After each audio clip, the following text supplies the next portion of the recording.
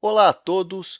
Antes de inserir um atributo aqui nessa gaveta e fazer ela abrir com um clique, nós vamos estudar como que funciona esse atributo de posição, como que o SketchUp entende a posição aqui dentro do programa. Então vamos lá. Para estudar aqui o atributo posição, nós vamos fazer um desenho simples aqui. Eu vou tirar essa linha guia que está aqui.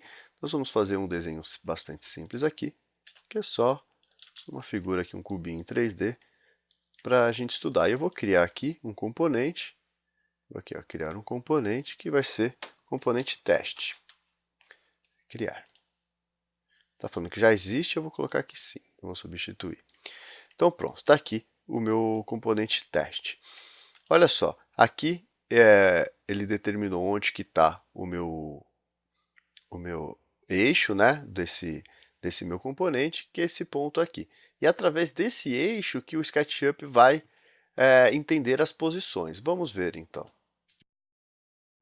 Então, para a gente visualizar como que o SketchUp entende essa distância, eu vou abrir aqui a caixa de atributos, de componentes. Vou posicionar aqui melhor.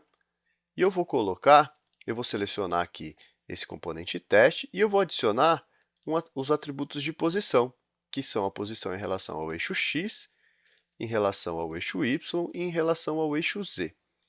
E o que são esses valores aqui? De onde o SketchUp tira esses números?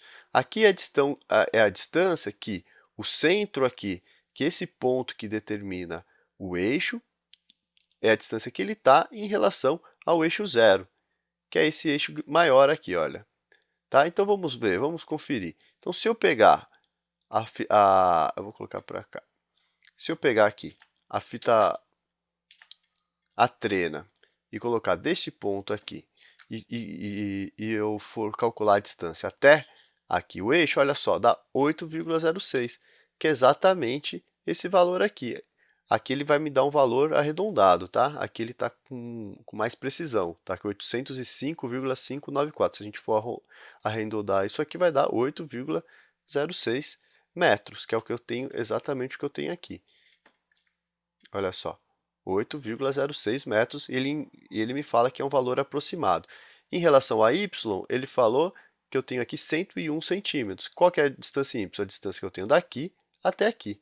Então, se eu clicar aqui nesse ponto e for vir até esse outro ponto, eu tenho lá 1,01, que é exatamente o que eu tenho ali, arredondando 1,01. E 0 porque, em relação ao eixo z, ele está no ponto 0.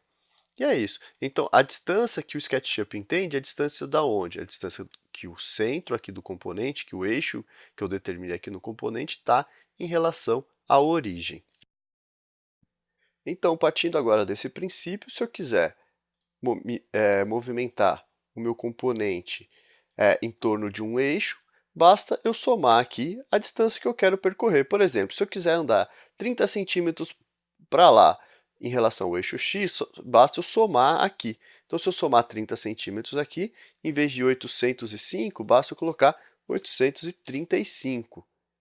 Olha só, ele já vai mover os 30 centímetros. Tá? Reparem aqui, olha, eu vou aumentar mais 20 centímetros, então vai para 855. Olha só como vai movimentar a caixa ali.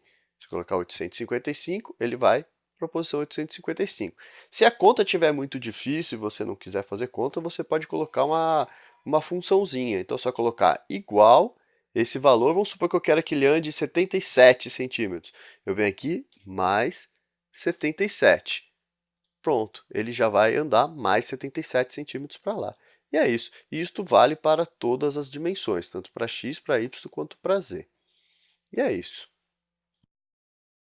Nesta aula, nós estudamos como que funciona a posição dentro do SketchUp, como que o SketchUp entende a posição de um componente. E com isso, agora a gente consegue manipular essa posição com os componentes dinâmicos. Espero que vocês tenham gostado da aula e aguardo vocês para as próximas. Valeu e até mais!